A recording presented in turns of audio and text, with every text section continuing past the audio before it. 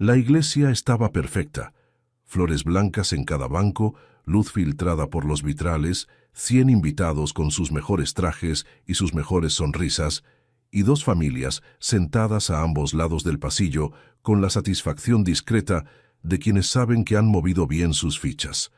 Todo era exactamente como debía ser, desde afuera.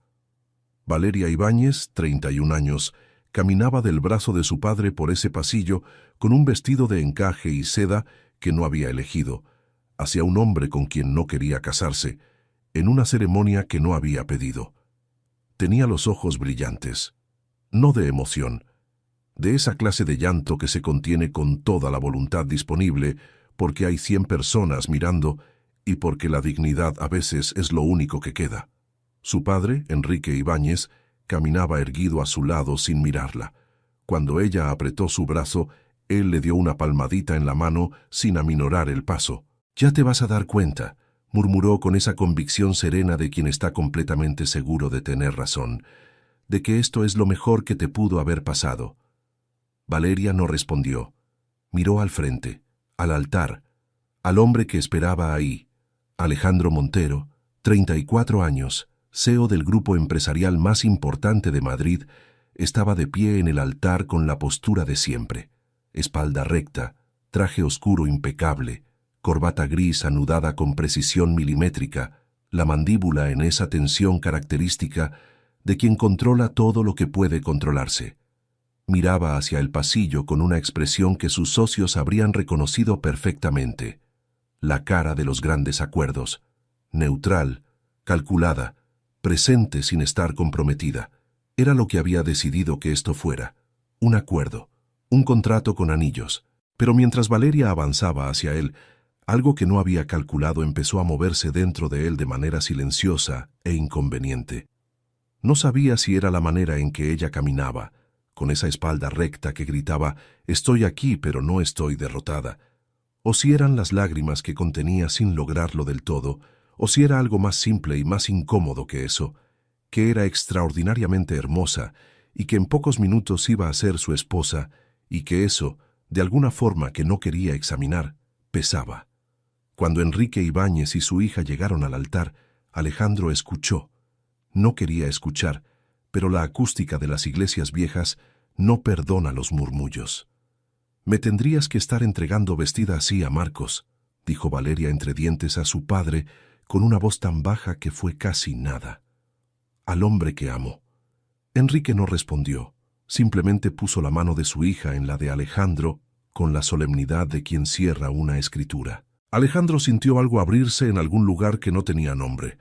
Una herida pequeña y sin sentido, porque ¿qué le importaba a él lo que ella sintiera por otro hombre? Puso los ojos levemente en blanco, casi imperceptiblemente, con esa expresión que reservaba para las declaraciones que le parecían un poco infantiles. Fingió no haber escuchado, pero se puso un grado más frío, un grado más irritado, y apretó la mandíbula con una convicción renovada de que esto era un contrato, nada más, y que lo iba a tratar como tal. El sacerdote comenzó la ceremonia, y en medio de ese salón lleno de flores blancas y satisfacción familiar, 2 personas que no se habían elegido se miraron por primera vez en años con la certeza compartida de que esto iba a ser mucho más complicado de lo que cualquiera había calculado. Antes de continuar, quiero que sepan algo. Cuando empecé a seguir esta historia, yo también pensé que iba a ser un desastre, que no había forma de que terminara bien. Me equivoqué completamente. Y ahora los invito a que se equivoquen conmigo. Si ya necesitas saber qué pasa a continuación, dale like, suscríbete y comenta qué personaje te tiene más atrapado. Yo ya sé mi respuesta. Sigan escuchando. Para entender cómo llegaron hasta ahí, hay que retroceder. No mucho, solo lo suficiente.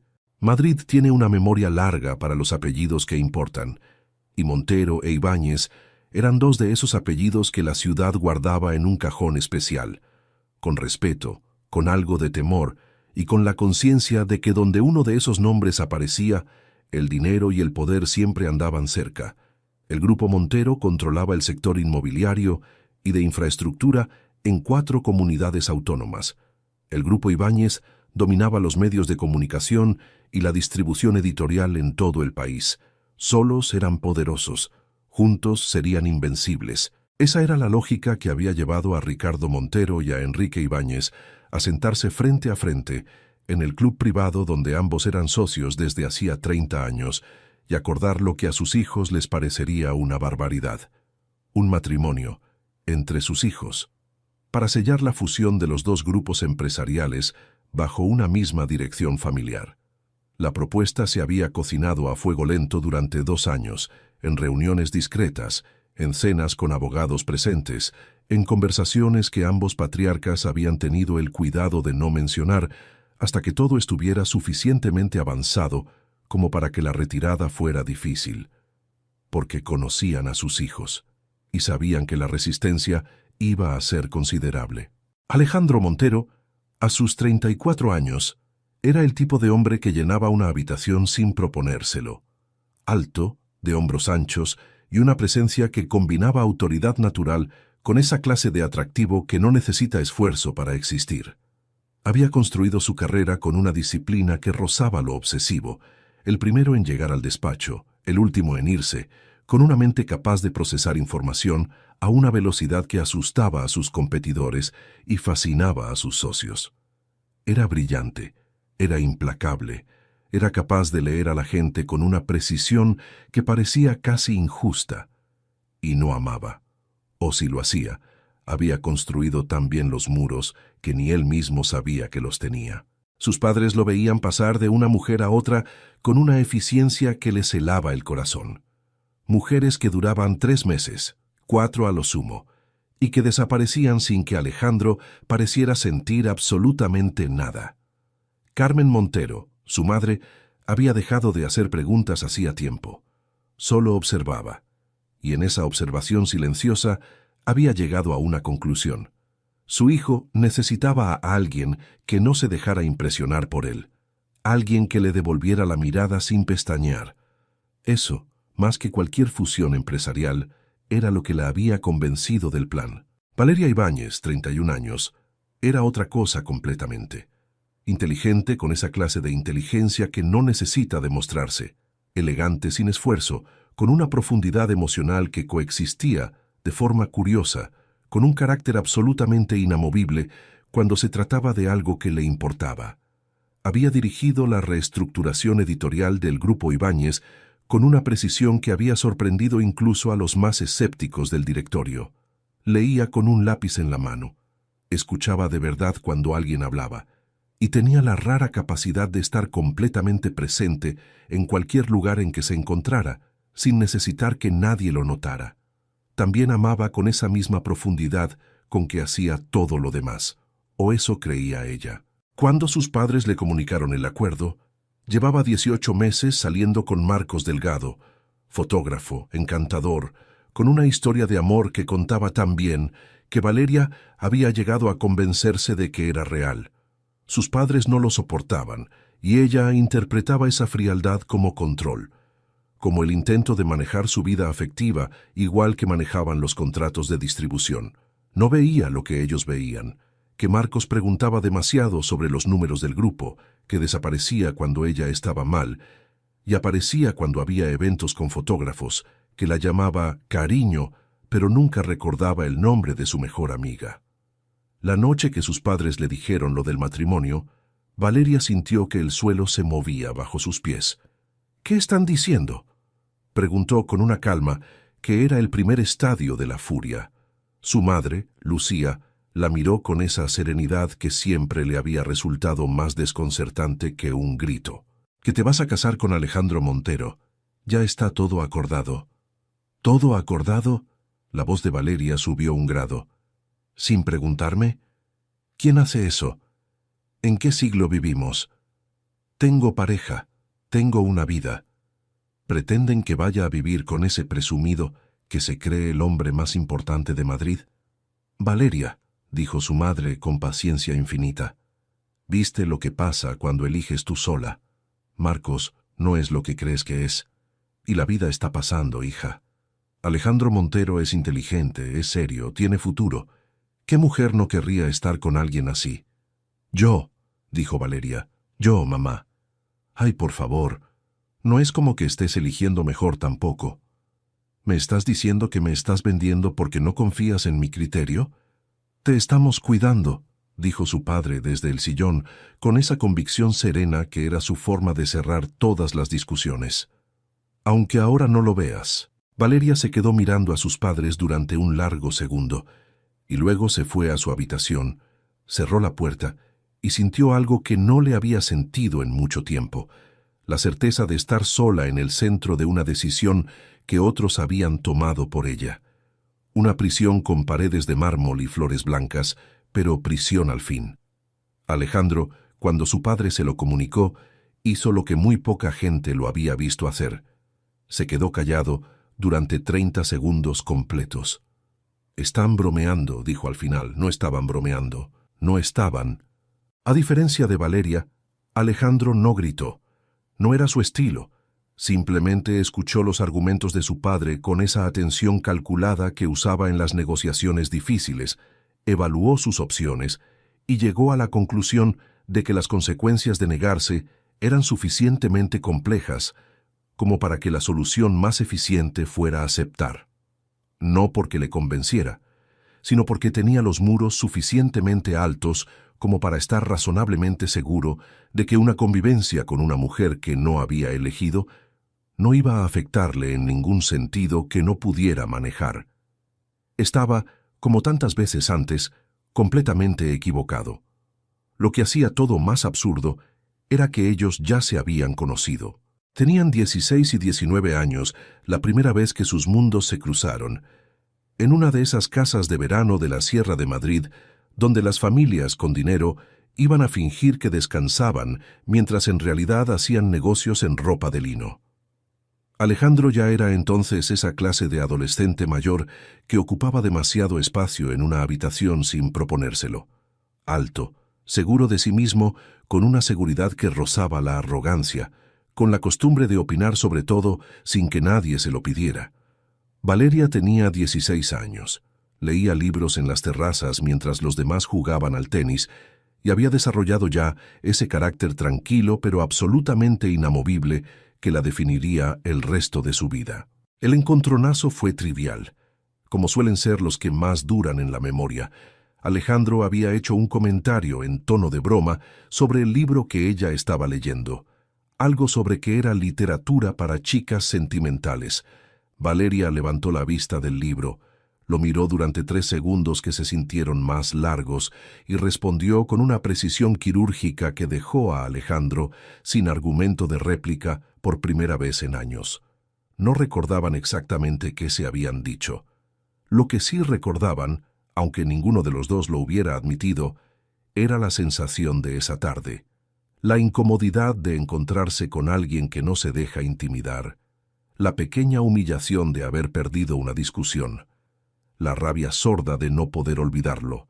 Se evitaron el resto del verano, y durante los 15 años siguientes, sus caminos casi no volvieron a cruzarse. Casi. Porque Madrid, a pesar de su tamaño, tiene la costumbre de juntar a las personas en los momentos menos convenientes. La ceremonia fue exactamente lo que ambas familias habían diseñado. Impecable. 100 invitados, la iglesia llena de luz, una recepción en la finca de los Montero que nadie olvidaría en años. Para los que miraban desde afuera, era la boda del año. Para los que estaban adentro era otra cosa. Alejandro esperaba en el altar con su mejor amigo y socio, Diego Ruiz, a su lado. Diego había prometido no hacer comentarios. Llevaba 20 minutos incumpliendo esa promesa en voz baja. «Podría ser peor», murmuró. Diego: «No, en serio, Alejandro. Deja que te diga algo como amigo. Es increíblemente hermosa tu novia. Novia falsa, sí. Matrimonio arreglado. Todo eso, lo entiendo. Pero, hombre, qué suerte tienes, en serio. Si yo estuviera en tu lugar...» Diego: «Me callo». No se calló. Pero Alejandro ya no lo escuchaba, porque Valeria había aparecido en la puerta de la iglesia del brazo de su padre, y algo en el salón cambió de temperatura, imperceptiblemente para quien supiera leerlo. Caminó por el pasillo central mirando al frente. no a él, al altar, con esa espalda recta que era una declaración de principios, y Alejandro, que había fingido no haber escuchado lo que ella le dijo a su padre al llegar al altar, sintió que una herida pequeña estaba ahí, sin nombre, sin lógica, sin ninguna razón de ser.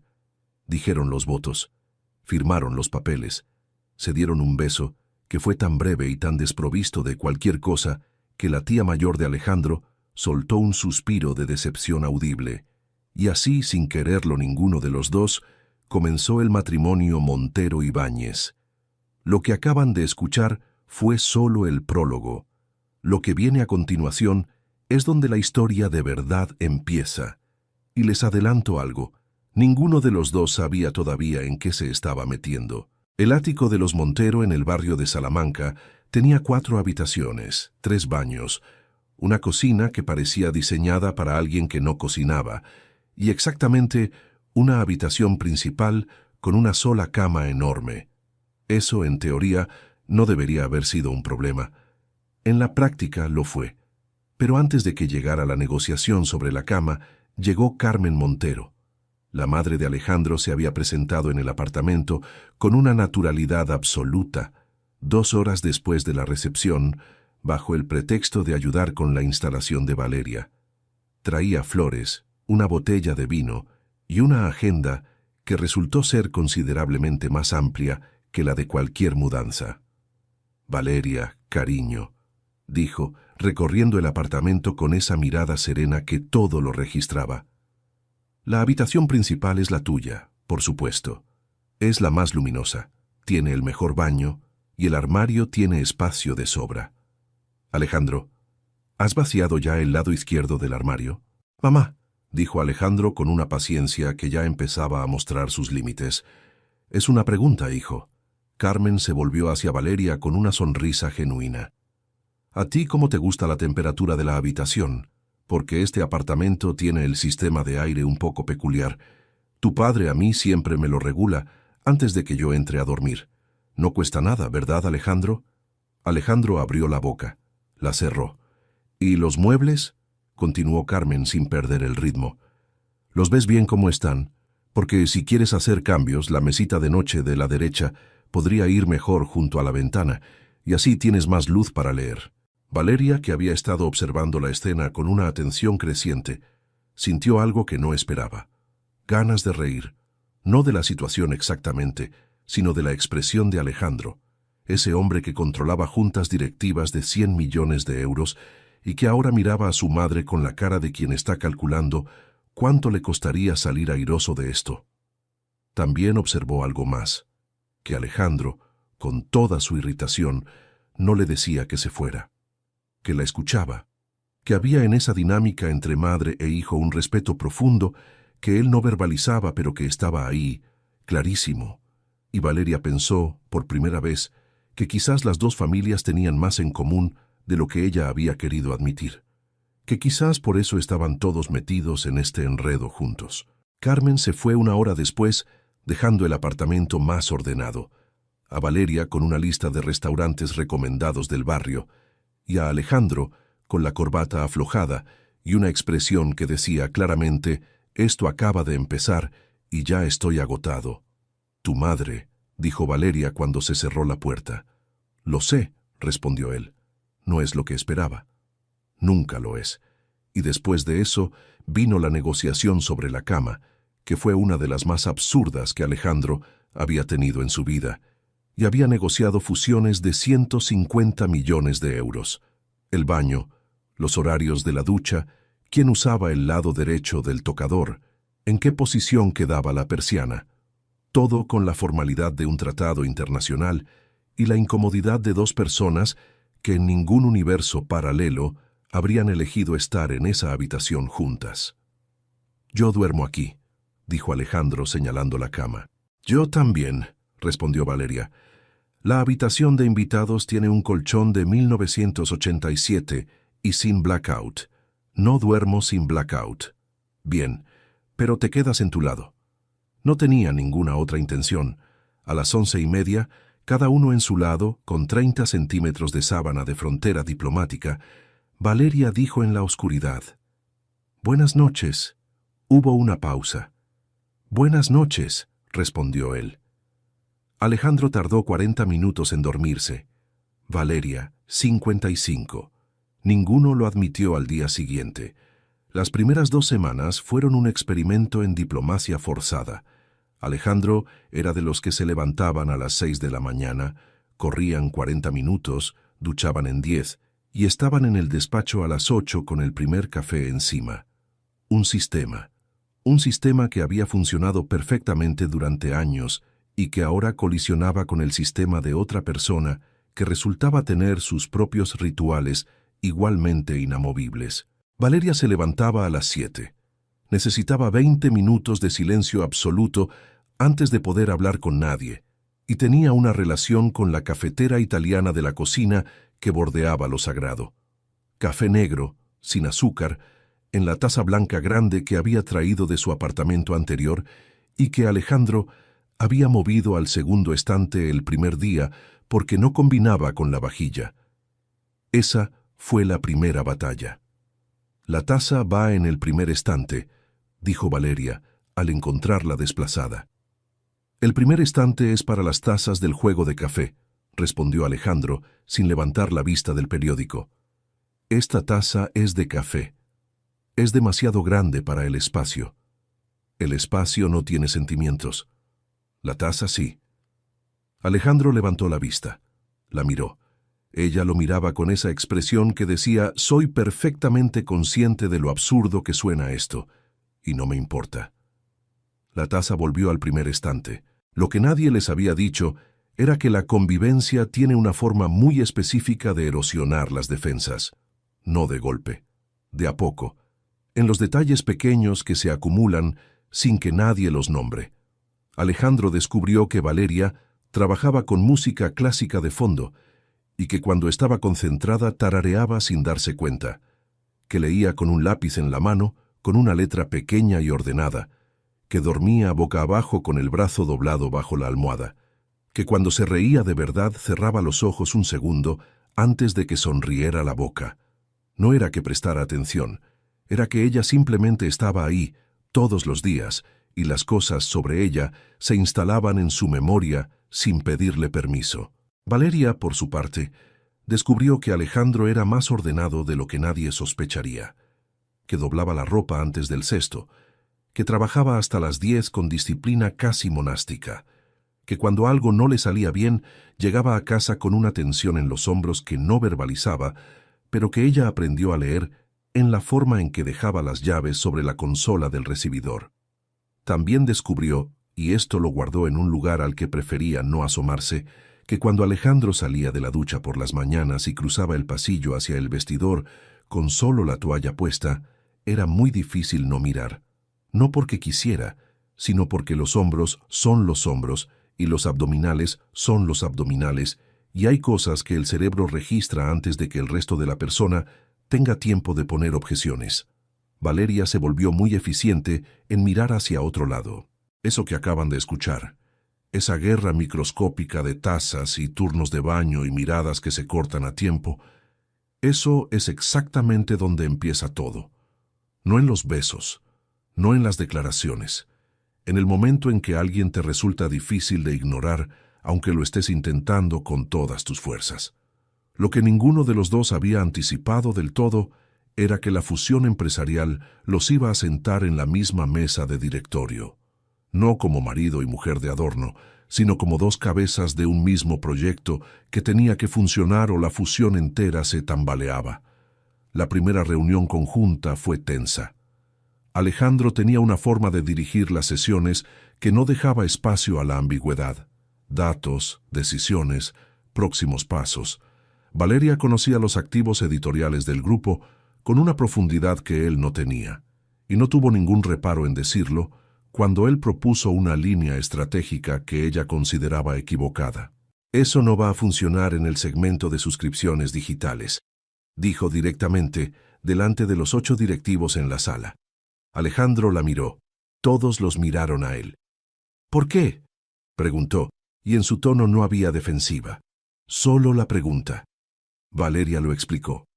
Con números, con contexto, con una claridad que hizo que 2 de los directivos tomaran notas sin que nadie se los pidiera. Alejandro escuchó hasta el final. Después miró la propuesta, miró los datos que ella había puesto sobre la mesa y dijo: «Tiene razón, reformulamos el enfoque. Nadie en esa sala esperaba eso, y mucho menos Valeria». Lo que descubrieron en las semanas siguientes, entre reuniones y proyectos compartidos y decisiones que empezaron a tomar con una fluidez que sorprendía incluso a quienes los observaban, era que juntos eran extraordinariamente buenos. Él tenía la visión estructural y la capacidad de mover recursos. Ella tenía el conocimiento del contenido y una intuición para el mercado que era difícil de replicar. Se complementaban con una naturalidad que ninguno de los dos quería admitir en voz alta, porque admitirlo habría significado admitir algo más.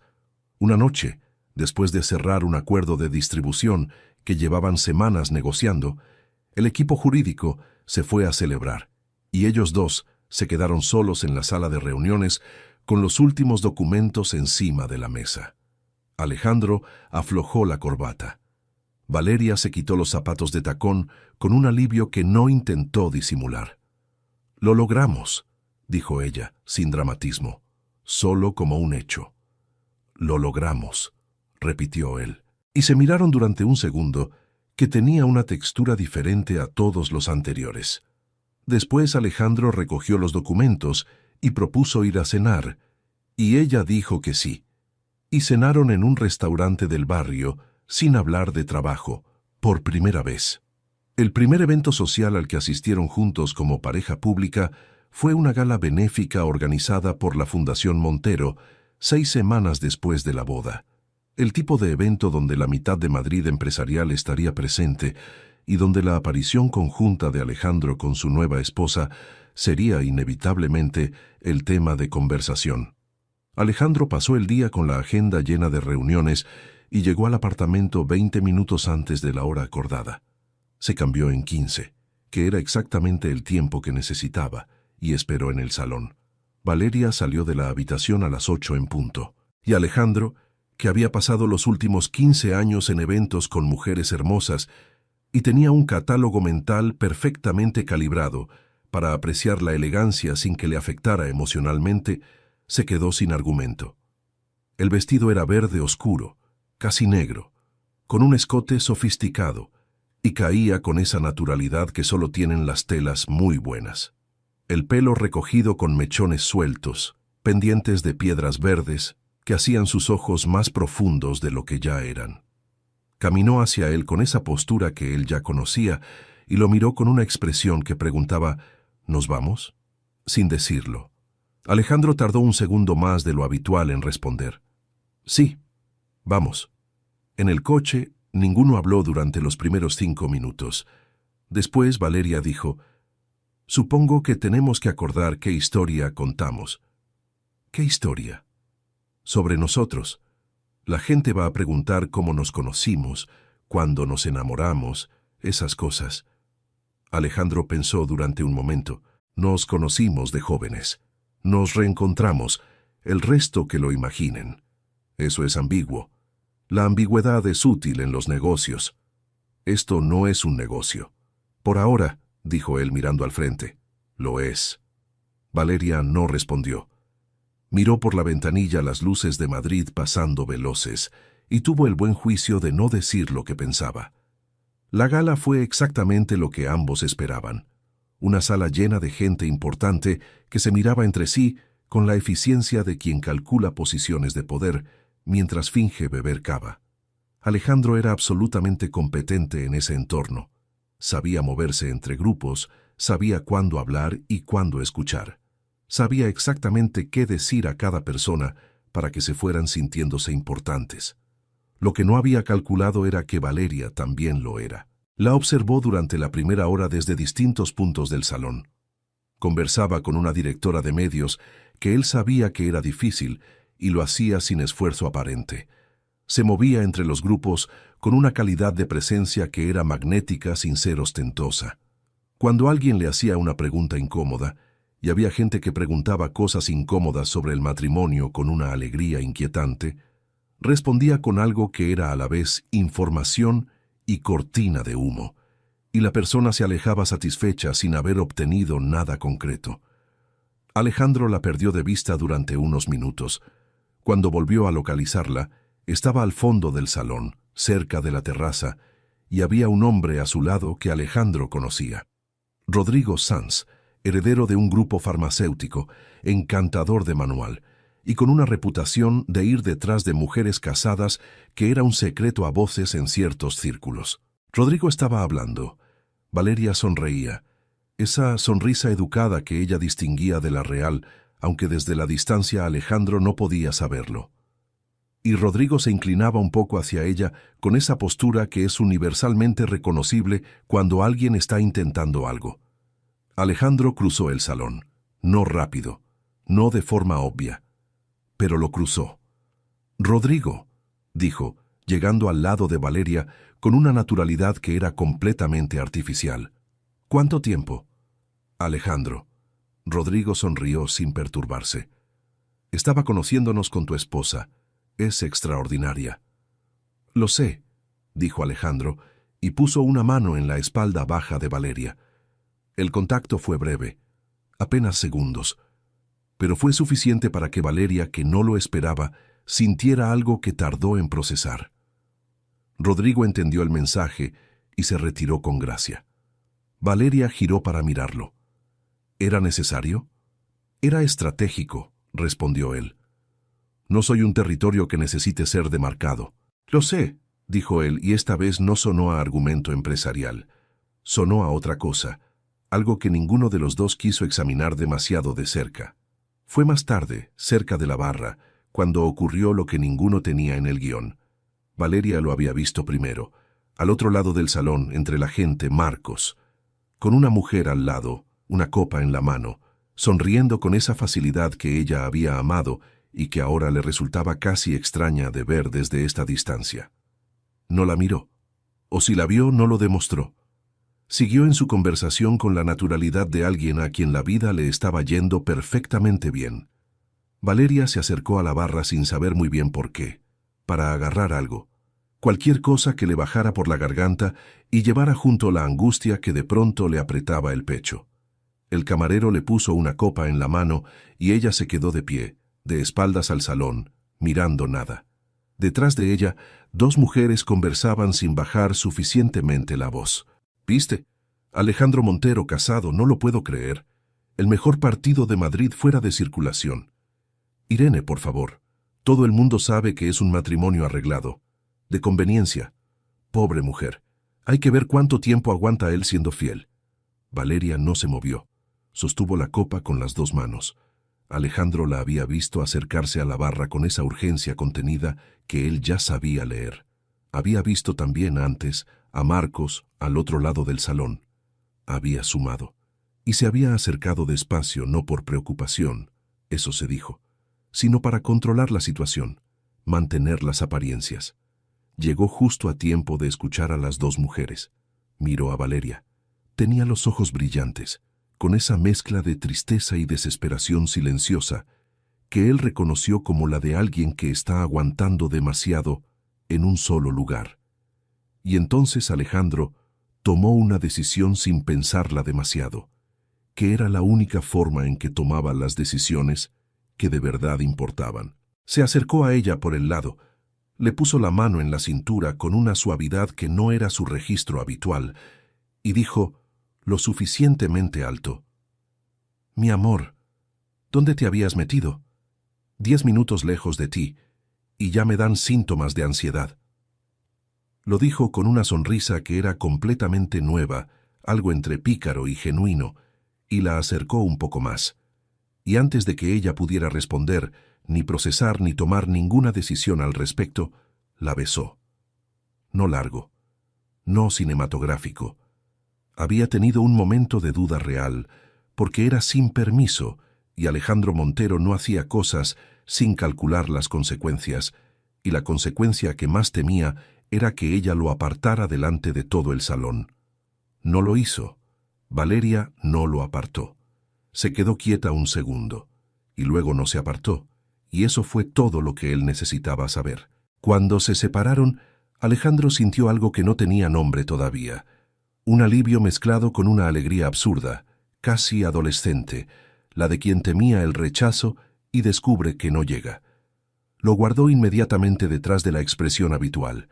Valeria, en cambio, sintió gratitud pura, sin complicaciones, por alguien que había leído el momento exacto y había actuado. Las dos mujeres de la barra ya no hablaban. Marcos, si había estado mirando, ya tenía su respuesta, y ella tenía la copa en la mano y el corazón un poco menos apretado que antes. ¿Era mentira lo que él había demostrado? Valeria miró su perfil en el camino de vuelta al salón y decidió que esa pregunta podía esperar. En el coche, de vuelta a casa, ninguno habló durante los primeros minutos. Madrid pasaba por las ventanas con su ruido nocturno, y el silencio entre ellos tenía una textura diferente a la de siempre. Menos armadura, más cosas sin decir. Fue Valeria quien habló primero. «No tenías que hacer eso», dijo en voz baja. «En serio, no era necesario». Alejandro condujo un momento más antes de responder. Cuando lo hizo, miraba al frente, con esa calma que ella ya había aprendido a distinguir de la indiferencia. «Eres una mujer que está muy por encima de los comentarios de personas con poco criterio», dijo. «No merecían ni tu atención. Y en cuanto a los que no supieron cuidar lo que tenían». Hizo una pausa breve, casi imperceptible. «Eso es un problema de ellos, no tuyo». Valeria lo miró de perfil. Él no giró la cabeza. «De todas formas», añadió él, con esa practicidad que usaba cuando quería cerrar un tema, «lo que hice fue simplemente evitar que una conversación inconveniente se volviera un problema mayor. Nada más que eso».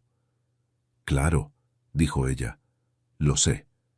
El beso fue solo por eso. Lo dijo con una neutralidad perfecta. Y Alejandro no respondió.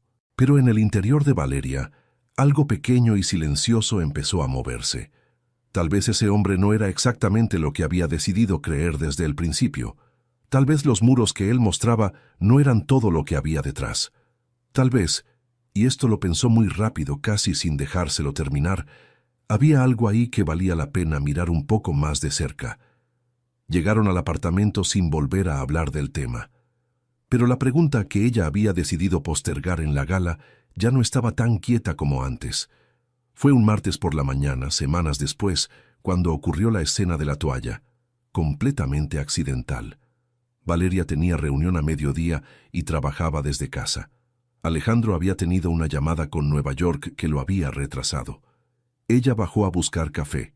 Él acababa de salir de la ducha. Solo la toalla, el pelo aún húmedo, el teléfono en la mano revisando algo. Valeria lo vio antes de que él la viera a ella. Tuvo exactamente 3 segundos, quizás 4, antes de que él levantara la vista. 3 o 4 segundos en los que el cerebro de Valeria cometió el error de procesar la información con más detalle del necesario.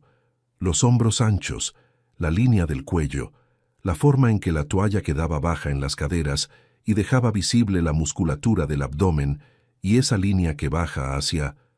«Buenos días», dijo Alejandro, sin perturbarse lo más mínimo. «Buenos días», respondió Valeria, que ya miraba la cafetera con una concentración que habría impresionado a cualquier barista. Él se fue a vestir. Ella preparó el café, y durante los 4 minutos que tardó el agua en hervir, Valeria tuvo una conversación interna bastante acalorada consigo misma. La conclusión fue que necesitaba salir más. También fue la primera vez que entendió que esto iba a ser más complicado de lo que había planeado. Fue su amiga Clara quien lo dijo. 2 meses después de la boda, durante una tarde de sábado en que Valeria había escapado a su antiguo barrio para tomar café y recordar que tenía una vida antes de todo aquello. «Tengo que contarte algo», dijo Clara, y su tono no anunciaba nada bueno.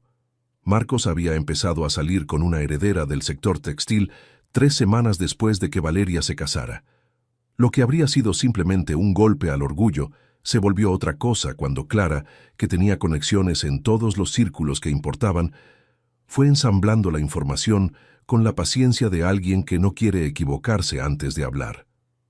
Marcos había estado investigando al grupo Ibáñez antes de conocer a Valeria. Un contacto suyo, un periodista financiero, confirmó que Marcos había hecho preguntas específicas sobre la estructura accionarial de la empresa varios meses antes de que él y Valeria se conocieran en aquella exposición de fotografía donde supuestamente todo había sido casualidad. No había sido casualidad. La nueva novia tenía también un apellido que movía dinero. También venía de una familia que controlaba activos considerables. También era, desde el exterior, una historia de amor bonita. Valeria escuchó todo esto con la taza de café entre las manos, sin interrumpir hasta el final. Después miró por la ventana durante un momento largo. «Lo sabían», dijo al final en voz baja. «¿Quiénes?» «Mis padres. Lo sabían y no me lo dijeron. Me protegían y yo pensé que era control». Clara no dijo nada. A veces el silencio es la única respuesta que cabe. Esa noche Valeria llegó a casa con algo distinto en la cara. No tristeza exactamente, algo más parecido al reordenamiento que ocurre cuando una pieza encaja en un lugar donde antes había un hueco inexplicable. Alejandro estaba en el salón con un informe y el televisor con el volumen bajo. La miró cuando entró. «¿Bien? ¿Bien?», dijo ella, y se fue a la habitación. Y Alejandro se quedó mirando la puerta cerrada, con una expresión que él mismo habría tenido dificultades para nombrar. El nombre que Alejandro eligió para lo que sintió cuando vio a Valeria con Rodrigo Sanz en la gala fue instinto territorial lógico, dado el contexto social del matrimonio. Era un nombre largo, pero más manejable que el alternativo. La segunda vez que lo sintió no pudo ignorarlo tan fácilmente. Fue en una cena de trabajo, una iniciativa editorial que cruzaba los sectores de ambas familias. Había un hombre en la mesa, Daniel Ferrán, director creativo, con el tipo de inteligencia que se muestra cómoda en conversación. Había estado hablando con Valeria durante la mayor parte de la cena, no con flirteo obvio, sino con esa clase de interés genuino que es, en muchos sentidos, más efectivo. Valeria reía, no la risa social de los eventos. La otra, la que cerraba los ojos un segundo antes.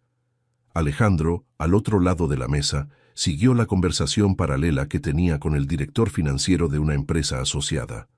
La siguió con competencia, con los comentarios correctos en los momentos correctos. Pero una parte de su atención, sin que él lo autorizara, estaba en el otro extremo de la mesa. En el coche de vuelta condujo en silencio varios minutos. Daniel Ferrán. ¿Qué pasa con él? Nada. Parecía interesado en el proyecto. Lo está. Tiene ideas muy buenas. Silencio. Parecías disfrutar la conversación. Valeria lo miró. ¿Hay algún problema con eso? Ninguno, dijo él con esa calma que era en realidad todo lo contrario. Valeria lo estudió un segundo más. Después volvió a mirar al frente con una expresión que era mitad perplejidad y mitad algo que empezaba a parecerse peligrosamente a la diversión. No dijo nada. Alejandro tampoco. Pero cuando llegaron a casa, algo había cambiado en el equilibrio del apartamento. Algo sutil. Pero ahí. Hay un momento en que los celos dejan de ser un problema y se vuelven información. El problema es que suelen llegar antes de que la persona esté lista para leer lo que dicen. Fue un jueves por la madrugada cuando ocurrió la escena del sueño. Alejandro llevaba un rato despierto, con ese insomnio silencioso que aparece cuando el cerebro decide procesar cosas que durante el día no ha tenido tiempo de atender. Boca arriba, en la oscuridad, mirando el techo, Valeria dormía en su lado. Él había aprendido a calibrar su presencia nocturna, la respiración tranquila, lenta, regular de quien duerme profundo. Y entonces ella habló, no fuerte, casi en un susurro, pero perfectamente audible en el silencio del cuarto. Alejandro, dijo, y la forma en que lo dijo no era la forma en que le hablaba durante el día. Era más suave, más sin defensas. Él no se movió. Valeria siguió durmiendo, la respiración sin cambiar. Lo que había dicho venía de algún lugar dentro del sueño, de alguna escena que su cerebro estaba construyendo sin su permiso. Alejandro se quedó completamente quieto. Valeria frunció levemente el ceño, Ese gesto que ocurre en los sueños cuando algo se complica. Luego murmuró algo ininteligible. Luego, no hagas eso. Y lo dijo con un tono que no era de rechazo. Era exactamente lo contrario. Alejandro se quedó quieto durante un buen rato más, con la vista en el techo, con algo que se estaba reorganizando dentro de él, en silencio, sin su autorización.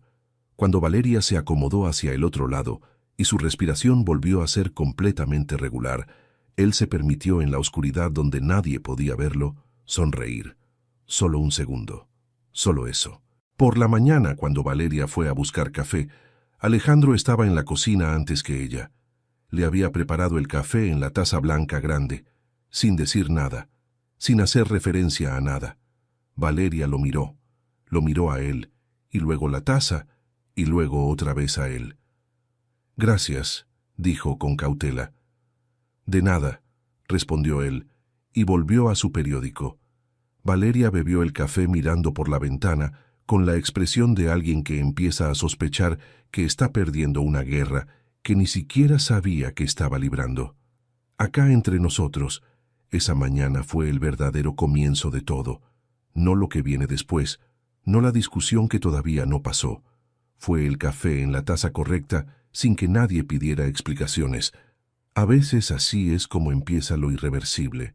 La situación se dio en una cena familiar de los Montero, 3 meses después de la boda. El tipo de cena que Alejandro habría descrito como necesaria pero no placentera, su tío Bernardo, que tenía opiniones fuertes sobre todo, y el tacto de un bulldozer, su prima con el marido que hablaba de política, con una seguridad inversamente proporcional a su conocimiento del tema, y su madre, Carmen, que lo observaba todo con esa atención serena que a Alejandro siempre le había parecido simultáneamente reconfortante e inquietante. Valeria había venido, desde luego que había venido. Era parte del acuerdo tácito de mantener las apariencias en los contextos que importaban. Había llegado con una botella de vino que había elegido con criterio.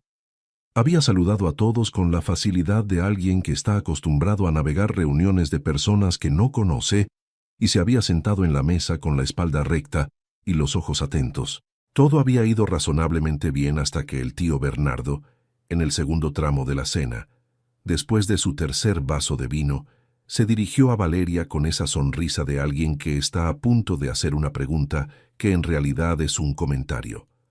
«Valeria, dime, ¿cuándo piensas incorporarte de verdad al grupo? Porque para ser hija de Enrique Ibáñez se te ve bastante decorativa en el directorio conjunto». Hubo un segundo de silencio en la mesa. Valeria no se inmutó. Abrió la boca para responder, pero Alejandro llegó primero.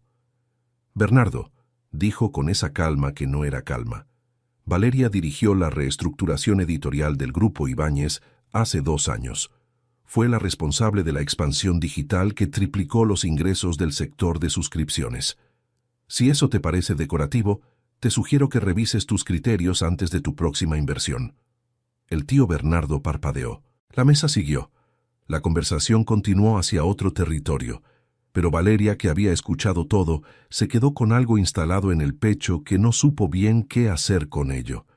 Al otro extremo, Carmen Montero había observado toda la escena en silencio, y en ese momento sonrió apenas con esa tranquilidad específica de quien ve exactamente lo que esperaba ver. Su plan estaba funcionando. Perfectamente. En el coche, de vuelta, guardaron silencio varios minutos. «No necesitaba que lo hicieras», dijo ella. «Lo sé. Puedo defenderme sola». «También lo sé». «Entonces, ¿por qué lo hiciste?» Alejandro tardó un momento. Miraba la calle iluminada al frente. «Porque no me dio tiempo a no hacerlo», dijo, y sonó más honesto de lo que él mismo había planeado. Valeria lo miró. Él no devolvió la mirada, y ella se quedó con ese perfil suyo, ese mentón con la tensión de siempre, y algo que empezaba a parecerse al reconocimiento de que este hombre era más complicado de lo que había decidido creer. La discusión llegó en forma de noche de lluvia, 4 meses después de la boda, después de una semana en que ambos habían estado demasiado ocupados, demasiado tensos, demasiado cerca del límite. Había empezado por algo pequeño, una agenda, Un evento que Alejandro había aceptado sin consultarle, que colisionaba con un compromiso de ella. «No soy tu asistente», dijo Valeria. «Si vamos a hacer esto, necesito que me consultes. Es un evento de trabajo. No pensé que necesitara autorización. No es autorización, es consideración. Hay una diferencia. Valeria, no dramatices». Y ahí fue donde algo que llevaba meses contenido encontró la grieta. «Que no dramatice». La voz de Valeria no subió, fue más fría. «Llevo 4 meses viviendo en una casa que no elegí, casada con un hombre que no elegí, ajustando mi vida a un acuerdo que firmaron otras personas. Si tengo una opinión sobre cómo organizo mi tiempo, no es dramatizar. Es lo único que me queda de autonomía». Alejandro la miró, y algo en lo que ella había dicho llegó a un lugar que no estaba preparado. «¿Crees que esto es fácil para mí?», dijo, y su voz tenía algo que ella no le había escuchado antes, algo sin el control habitual. «¿Crees que yo elegí esto? ¿Que quería casarme con alguien que me mira como si fuera parte del problema desde el primer día? Porque lo eres. Ambos lo somos. Esa es exactamente la cuestión, Valeria». La lluvia golpeaba los cristales. El silencio que siguió fue denso. «Tengo miedo», dijo él finalmente, y la frase le costó un esfuerzo físico considerable. «No de ti, de esto, de empezar a importarme algo que no sé si es real o si es solo lo que pasa cuando convives con alguien durante suficiente tiempo». Valeria lo miró durante un momento largo. «Yo también», dijo ella, y era la primera vez que lo admitía.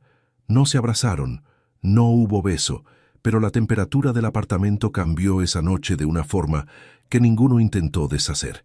Hubo una tarde de sábado en que llovía otra vez, y los dos se quedaron en casa sin haberlo planeado. Él trabajando en el estudio, ella leyendo en el salón. En algún momento de la tarde, ella le llevó café sin decir nada. Él lo recibió sin decir nada. Y eso, ese gesto mínimo y recíproco, fue más elocuente que muchas de las conversaciones que habían tenido. Los momentos de proximidad empezaron a tener una textura diferente. Un domingo por la mañana, en el mercado al que Valeria había ido a buscar fruta y al que Alejandro se había sumado sin una razón muy clara, caminaban juntos entre los puestos y en un momento estrecho del pasillo, ella rozó su brazo al pasar. Ninguno lo comentó, pero él la dejó pasar delante y puso la mano un momento en su hombro para guiarla, y ella no se apartó.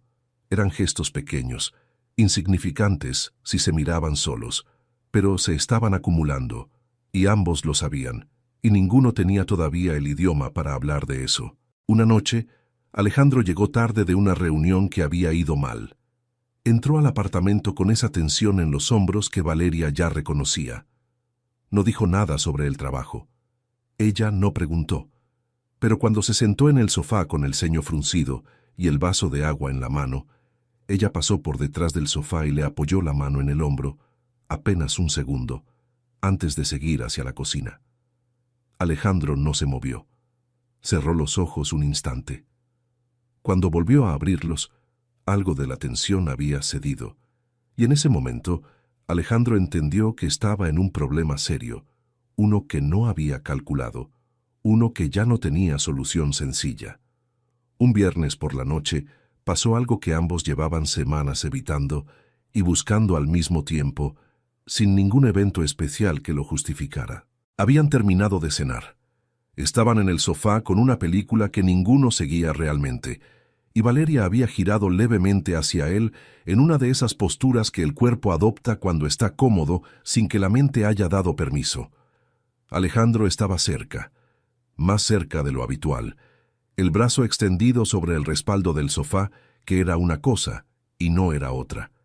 Valeria lo miró. Él la miró. Solo esa distancia que de pronto era consciente, que de pronto pesaba. La respiración de Valeria cambió. No mucho, solo un poco, lo suficiente para que él lo notara. Alejandro se movió levemente hacia ella, o ella hacia él, o los dos, en ese movimiento imperceptible que es decisión disfrazada de gravedad. Su mirada bajó un segundo a la boca de ella, volvió a los ojos.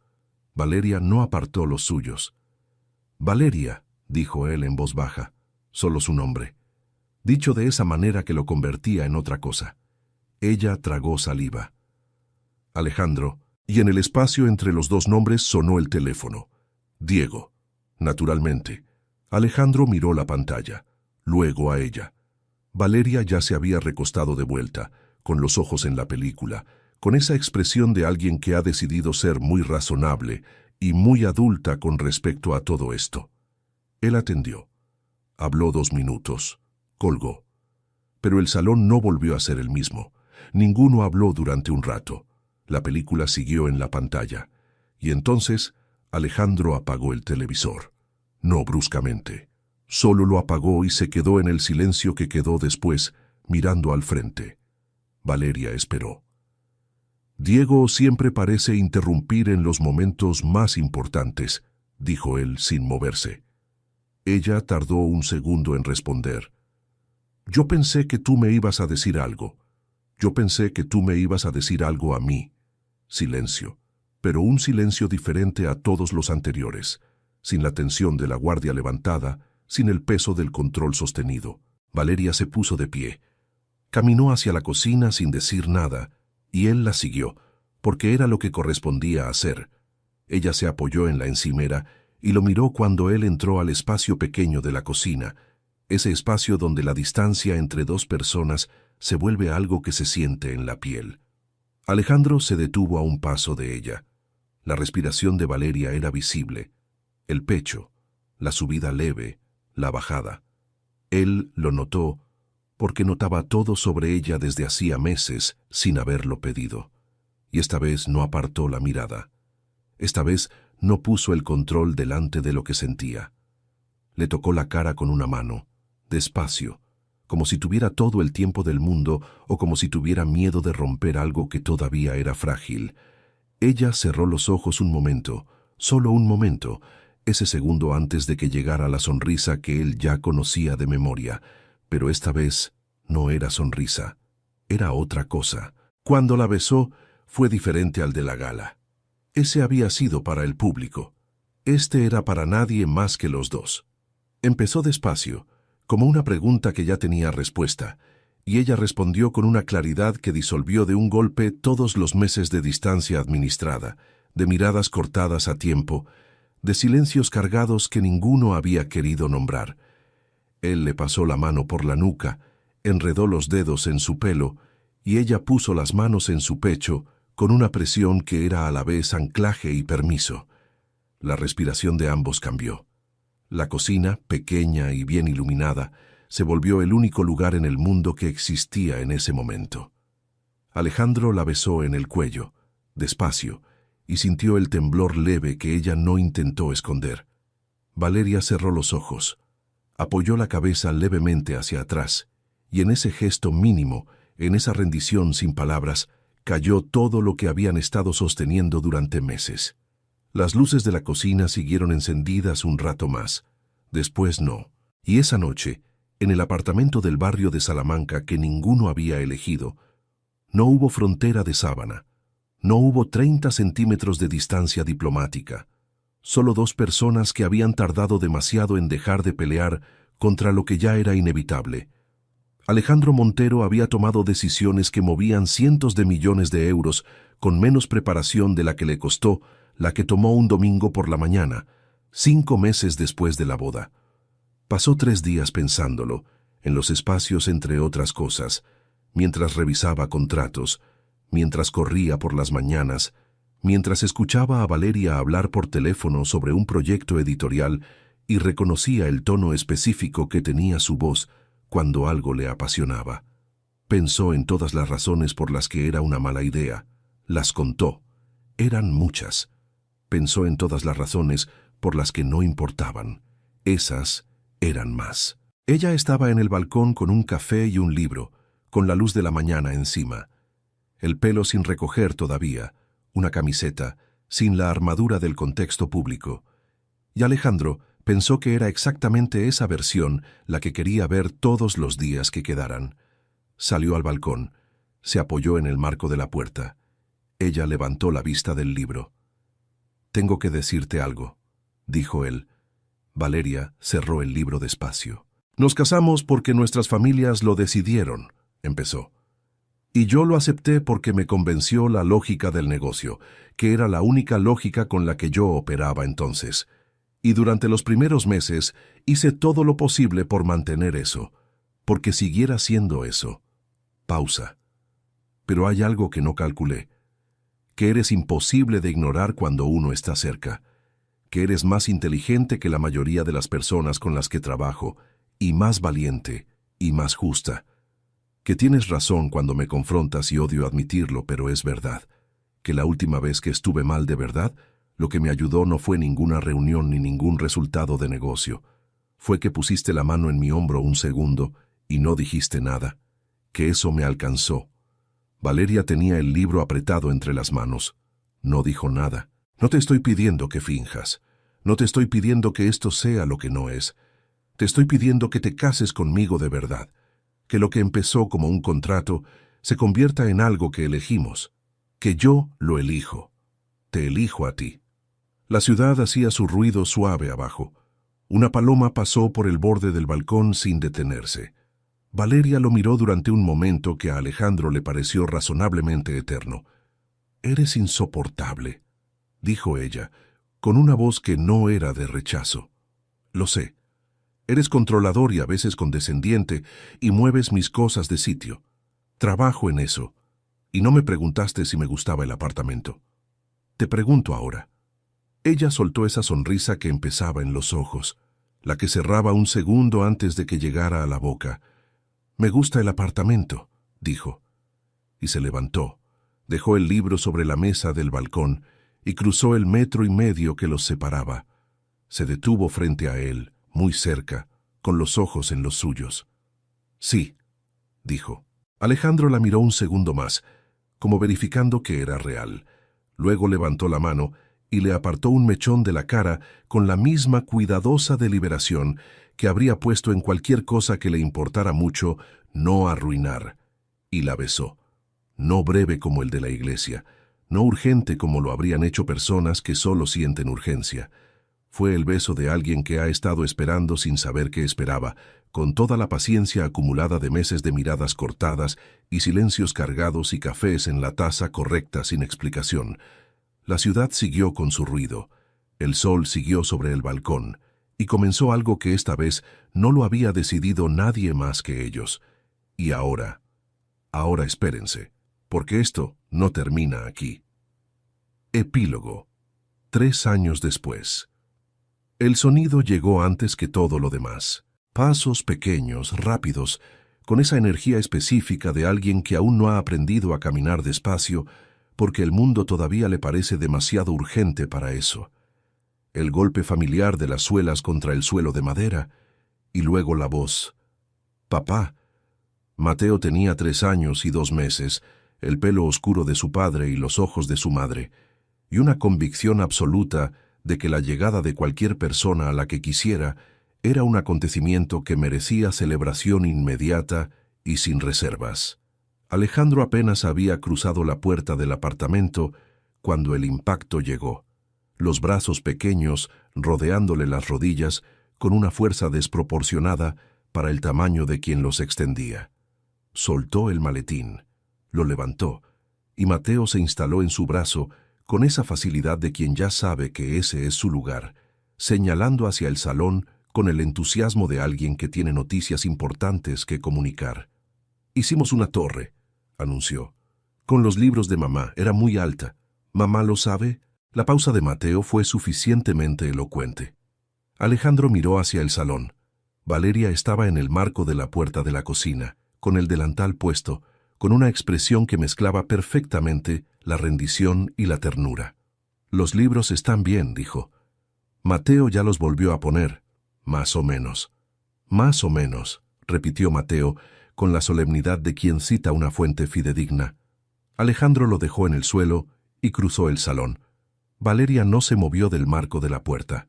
Él llegó hasta ella, le apartó el mechón que siempre se escapaba de donde lo hubiera puesto y la besó en la frente.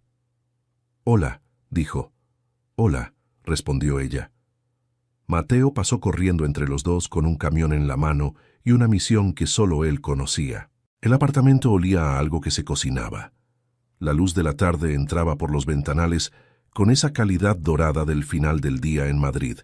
Sobre la mesita del café, el libro de Valeria con el lápiz dentro, y a su lado, sin que nadie lo hubiera puesto ahí de manera ceremonial, la taza blanca grande, en su estante. El primero, donde siempre había estado. Hay historias que comienzan con un contrato y terminan siendo la cosa más real que le ha pasado a alguien. Esta fue una de esas. Gracias por quedarse hasta el final. Si llegaron hasta acá ya saben que se lo merecían. Si esta historia te dejó con el corazón agitado, dale like, comenta quién fue tu personaje favorito y suscríbete para no perderte la próxima. Nos vemos en la siguiente.